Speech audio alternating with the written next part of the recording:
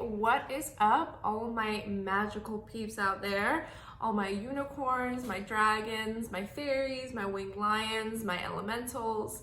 Welcome in, gather around. We're talking about the full Scorpio new moon happening today, November 4th. And don't worry, you can utilize these energies throughout the next few days if you're unable to do anything today to honor them. And if you missed my last post that I just posted about Scorpio season and about the archetypes that Scorpio embodies and overall that transformational energy, check that out. I think you'll like it and let me know what you think about that. But yeah, so the archetypes of Scorpio can be represented by the scorpion, the eagle, and the phoenix. And there are different archetypes throughout those as well. And what I really think about when I think about that Scorpio energy, I think about the alchemist, the witch, that dark but transformational energy, that sort of womb space energy that is, has the power to seed deep change in our lives by bringing those darker aspects of ourselves to the light. And I hope that this video gives you insight or ideas or any practices that you can utilize. And yeah, so let's get right into it.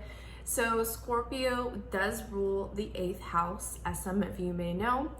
And to me, by looking at your own natal chart, by looking at your own birth chart and seeing where your 8th house falls into, that is where you can see where you are being called to make the most massive transformation or change in your life, or where naturally that transformation will be happening.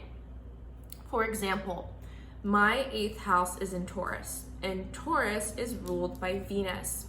So when we take a look at that Venus energy, Venus is all about love, beauty, money, the materialistic, but also about those sensual aspects of life. While same as Taurus, to me, Taurus represents stability, that daily routine, that headstrong energy, that really motivational, driven energy. So I know that I am being called to transform the love that I express for myself, for my family and my loved ones, and really overall my daily routine, in order to create that stability in my life that I'm seeking, in my money and my finances, and how I bring in prosperity. So maybe even looking at the beauty aspect of it, maybe even a physical representation of that could be, I changed something about my hair, my style, my makeup, really seeing that physical transformation on the outside sometimes really does help represent that transformation on all levels. I think that's why, when you go through like a breakup or something, a lot of girls want to just chop their hair off, or like just shave their head bald or something or dye their hair. And that is because our hair actually holds a lot of memory. So I'm sure you've heard that, hairs are sort of like the antennas that pick up on a lot of energy. They do that, and they also hold energy. So if you are going through a transformational period, doing anything with your hair, what we like to call hair magic, can really help you embody that transformation. Now, I'm personally not chopping off my hair. I love long hair, but maybe down the road, that'll be something that I'll need to conquer, who knows? But anyways, take a look at what's in your 8th house, and that'll give you a clue as to what you need to transform. Now, as we know, I think I probably say this every single video, but new moon video. New moons are a period of transitioning into a new lunar cycle, and they are most often seen as a period of rest, a period of reflection, and a period to plant new seeds of manifestation. So what are you looking to bring in this new cycle? So really utilizing this new moon energy as a way to kickstart that new chapter, or to break out of stagnation in whatever area of your life, or just being open to new possibilities would be perfect to really utilize this energy. And what I really feel is, as we are in this fall season, transitioning into the winter season, I'm in Florida, so we really only get like one season and then like a half of a season. But allowing the depth of the parts of yourself, beliefs, memory, people, experiences, thought patterns that no longer resonate you and serve your highest good to fall away. And through that death, you in a way fertilize the ground around you, just like the trees fertilize the ground when they drop their leaves and their fruit.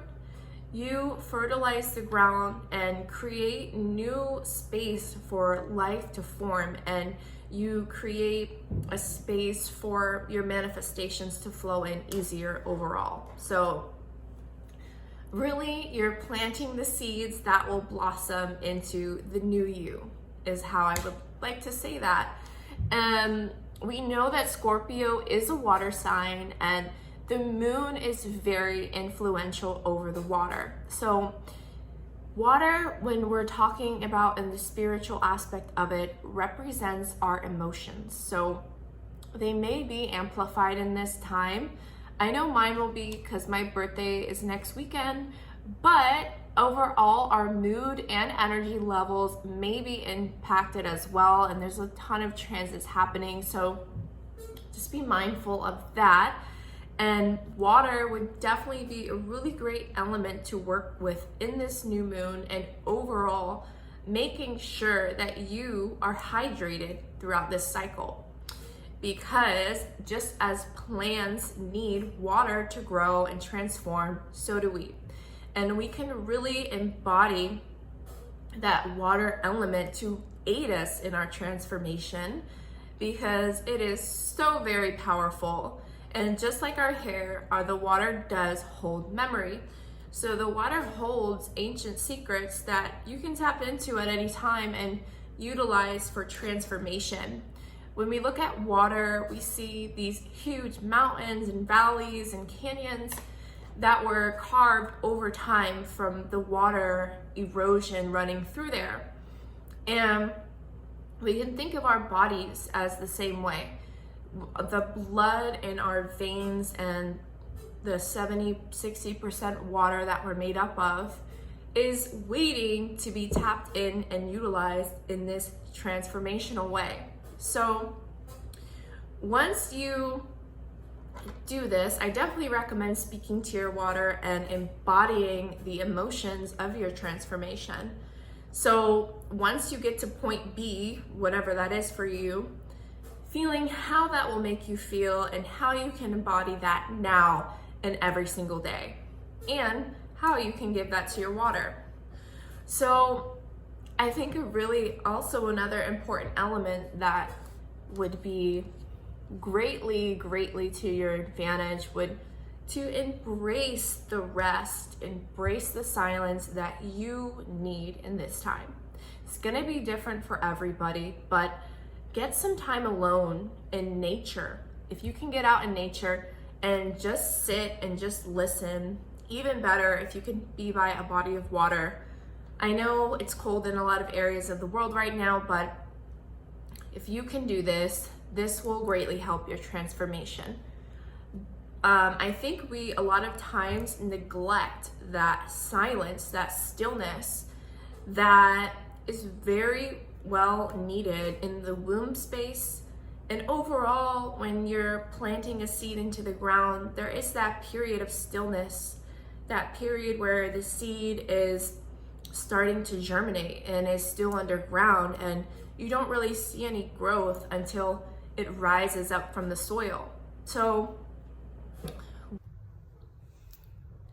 So I think a really powerful practice that you could do, or anyone could do, as a journal prompt or just in meditation, just ask yourself, what aspects do I need to let fall away? What do I need to let die so that I can birth in and bring in this new transformation? And with this super moon, the reason it's a super moon is just because it's closer to the earth, it appears larger. This energy is amplified. So definitely utilize this energy today, over the next few days, and really step into that transformation that you are looking to embody. I don't know what's going on my hair back here. But I think a really cool practice that you could do, or anyone could do really, would be to, after you sit and journal and meditate, what aspects, what parts of yourself that you want to let die. I would say, when something dies, typically what we do is we return it to the earth. So a really powerful thing you could do would be to literally write these things down, or you don't have to write them down. You can take an object, whether that be something, like an orange or an apple, and have that utilize or symbolize that as the parts of yourself that you are looking to let die. That way you're not littering or anything. And, say a few words like you would at a funeral, your eulogy, and physically bury that object as if it died, and, release it out and let the earth, take that energy and transform it back. That would be very powerful to do. And, or even, just sitting with a song or something, a movie, or whatever it is that helps you embody that energy that you're looking to transform into. If you're looking for more wealth, if you're looking for more love, if that's what you're looking to embody, a song or a movie or something that really helps you embody that frequency, and just sit with that and try to listen to that every day and really take time to embody that energy. And I believe that once you do this, you will be very well on your way to the transformation that you are seeking. So I hope this video brought you some sort of motivation, inspiration, insight, and let me know in the comments what you're planning to do on this new moon, or what your thoughts are. I would love to hear from you, and I would love to work with you if you are interested in transforming your mind, body, and spirit. If you're looking to take that next step and work with someone, I would love to have you here. So enjoy and have a very magical new moon.